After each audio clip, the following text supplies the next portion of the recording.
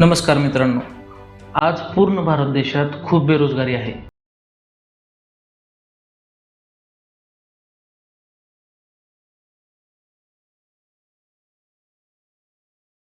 आर्थिक स्थिती ही नाजूक आहे. परंतु ज्या देशाला सोने की चिडिया म्हटलं जायचं त्या देशावर ही परिस्थिती आलीच कशी? दुसरीकडे अभिमान वाटावा असा इतिहास आहेच की, पण अर्थकारणाचं काय?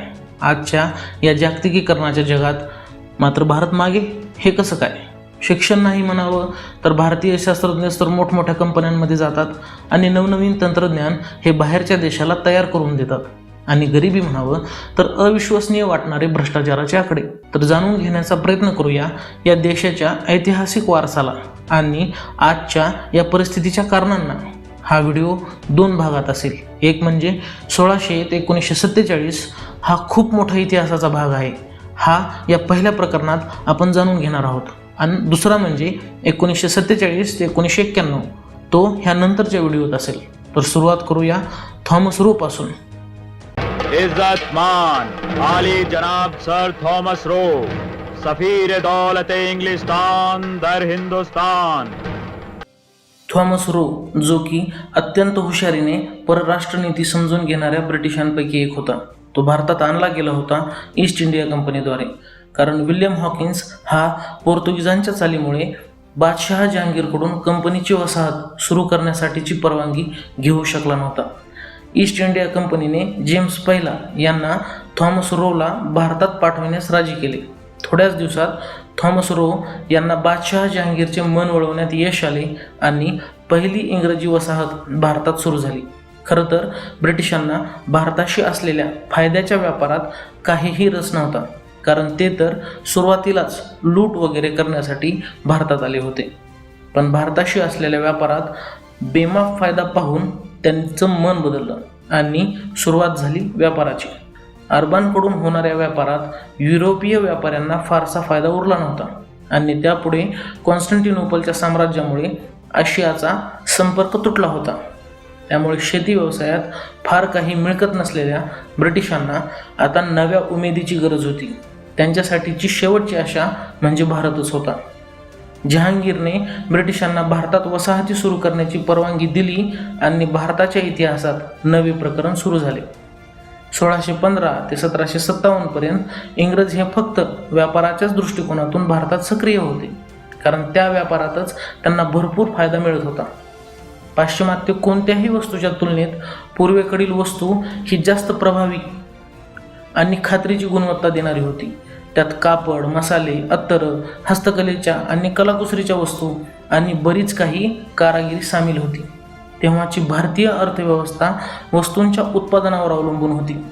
तेव्हाची शेती कोणत्याही पाश्चिमात्य देशाच्या तुलनेत कमी नव्हती. तेव्हाच्या भारतीय शेतीतून येणाऱ्या उत्पन्नाच्या जोरावर औरंगजेबाच्या काळात मुघल शासन हे युरोपातील सर्वात श्रीमंत असलेल्या फ्रान्सच्या 14वा लुई या राजापेक्षाही जास्त श्रीमंत होते. इतकेच काय तर भारताकडून जाणाऱ्या कपड्यांनी युरोपीय लोकांची कपड्याची फॅशनच बदलली होती.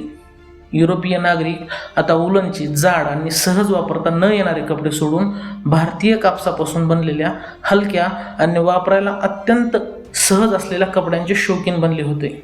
भारतातून या वस्तूंच्या बदल्यात सोने आणि चांदींचा एक ओघ भारताकडे चालू झाला होता. पण हळूहळू ही परिस्थिती बदलली. त्याचे कारण होते बंगालमध्ये झालेले राजकीय स्थित्यंतर आणि औद्योगिक क्रांती. तसं पाहायला गेलं तर ब्रिटिशांनी अगोदरही भारतात सत्ता स्थापन करण्याचे भरपूर प्रयत्न केले होते, पण त्यात त्यांना यश आले नाही. एकदा तर त्यांनी थेट आलमगीर औरंगजेबालाच आव्हान देऊन नामुष्की ओढवून घेतली होती. पण औरंगजेबाच्या नंतर मात्र भारताने भयानक राजकीय स्थित्यंतर पाहिली. 1707 ते 1757 या 50 वर्षाच्या काळात भारतातील राजकीय पोकळी भरून काढण्यासाठी बहुसंख्य भागातून प्रयत्न झाले, पण कोणीच परत सर्वसत्ताधीश बनू शकला नाही. मराठ्यांनी जवळपास पूर्ण भारत जिंकला होता, पण हळूहळू त्यांच्या साम्राज्यात सुद्धा विभाजने होत राहिली आणि त्याचा परिणाम म्हणून परदेशी व्यापाऱ्यांनी स्वतःच सत्ताधीशपदी बसण्याची तयारी करून घेतली. यात मग पोर्तुगीज, इंग्रज, फ्रेंच ही सगळी मंडळी होती. पण त्यात सरशी झाली ती इंग्रजांची. इंग्रजांच्या या प्रयत्नांना यश आले ते बंगालात. बंगालच्या नवाब असलेल्या सिराजुद्दौला याला अगोदर युद्धात हरवून नंतर ठार केलं आणि मीर जाफरला नवाब बनवून इंग्रजांनी त्याला त्यांच्या हातचे बाहुले बनवले. मग कधी मीर जाफर तर कधी मीर कासिम ही अशी बाहुली बनत राहिली. पण या सत्तेसाठीच्या युद्धामुळे ब्रिटिशांना भारतात आता पूर्णतः मोफत व्यापार करण्याची संधी प्राप्त झाली. मग काय, लूटच लूट. 1757 ते 1818 पर्यंत इंग्रजांनी भारतातील जवळपास सर्वच मोठ्या साम्राज्याला हरवलं होतं किंवा त्यांची सत्ता संपवली होती. मग ते शीख असतील, राजपूत असतील, मराठा असतील, अवध असेल किंवा हैदर अली असतील, सगळेच इंग्रजी सत्तेपुढे नतमस्तक झाले आणि 1818 पर्यंत सगळा भारत इंग्रजांच्या अधिपत्याखाली आला. ह्या प्रक्रियेने भारताच्या व्यापारातील काही सवलती नक्कीच इंग्रजांना मिळाल्या असतील, पण त्यानं त्यांचं समाधान झालं नाही. आणि यावेळी एक भयानक गोष्ट त्यांच्या हाती लागली होती, ती म्हणजे औद्योगिक क्रांती म्हणजेच यंत्रांचा उदय. इसवी सन 1800च्या नंतर युरोपात लोकसंख्या वाढीस लागली आणि त्यांना लागणाऱ्या गोष्टींची पूर्तता करण्यासाठी लागणाऱ्या यंत्रांची पैदास झाली. ह्यातलं पहिलं आणि महत्त्वाचं क्षेत्र म्हणजे कापड, त्यानंतर कोळसा आणि लोखंड. थॉमस न्यूकमनच्या वाफेच्या इंजिनात बदल करून जेम्स वॅटने जे इंजिन बनवले त्याचा वापर करून त्या काळच्या कापड गिरण्यांना गती मिळाली. कुठं हातमागावर विणलेलं जाणारं भारतीय कापड आणि कुठं यंत्रमागावर विणलं जाणारं युरोपीय कापड झालं. इथं युरोपीय लोकांनी पूर्वेकडील लोकांना मागे टाकलं. हेच वाफेचं इंजिन नंतर जहाजावर, खाणीत, रेल्वेला लावून कामाचा वेग वाढवण्यात आला. त्याचा परिणाम म्हणजे भारतातील भरपूर कापड विणकामगार अचानकच आलेल्या या बदलांना जुळवून घेऊ शकले नाहीत आणि ते मागे पडले.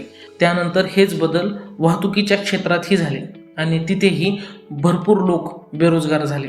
त्या लोकांचे उत्पन्न घटल्याने थेट नोकरी करण्याचीच वेळ त्यांच्यावर आली. जे लोक स्वतःच्या कलागुणांना जपून एका पिढीकडून दुसऱ्या पिढीकडे ती कला सोपवण्याचे स्वप्न पाहत होते, त्यांना ह्या यंत्रांनी पूर्णतः हरवलं.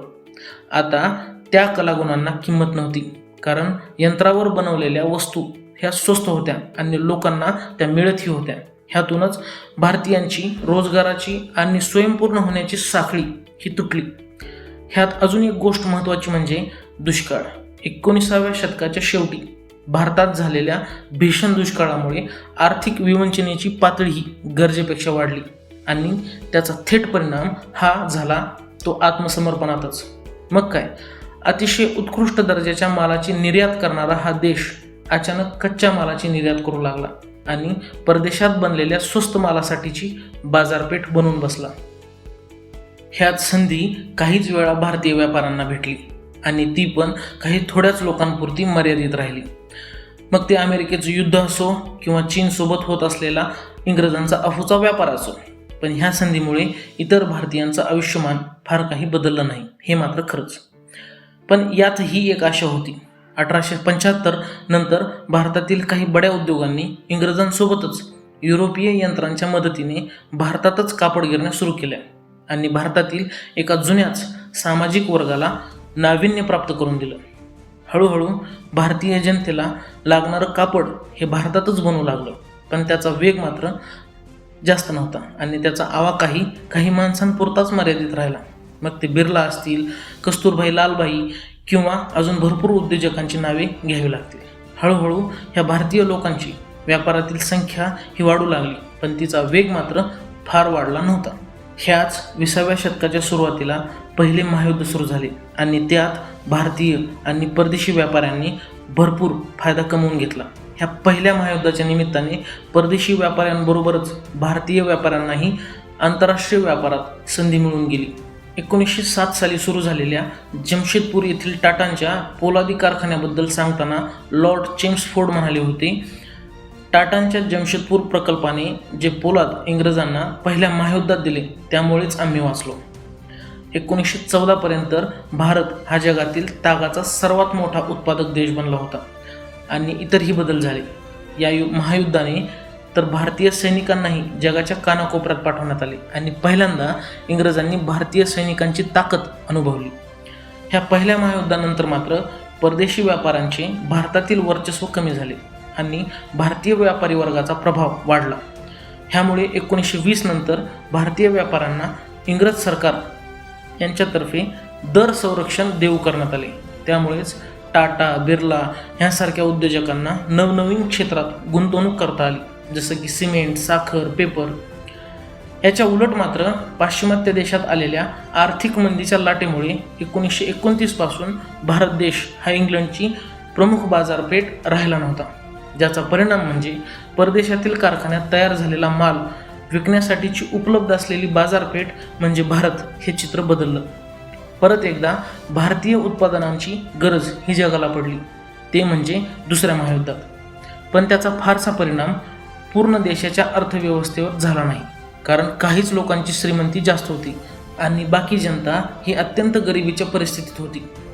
भारतात गरिबीचे प्रमाण हे खूप होते, त्याचे इतिहासात दाखले तर होतेच, पण आता त्याचे निरीक्षणही होऊ लागले होते, तेही कारणांसहित.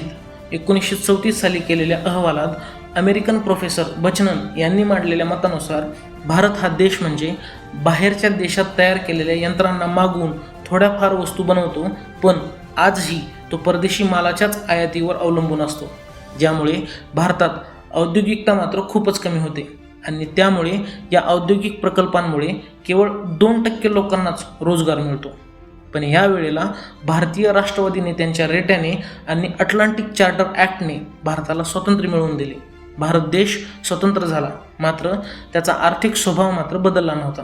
स्वातंत्र्यानंतरही काही अतिश्रीमंत लोकांच्याच हाती सगळी व्यवस्था जाण्याची भीती होती.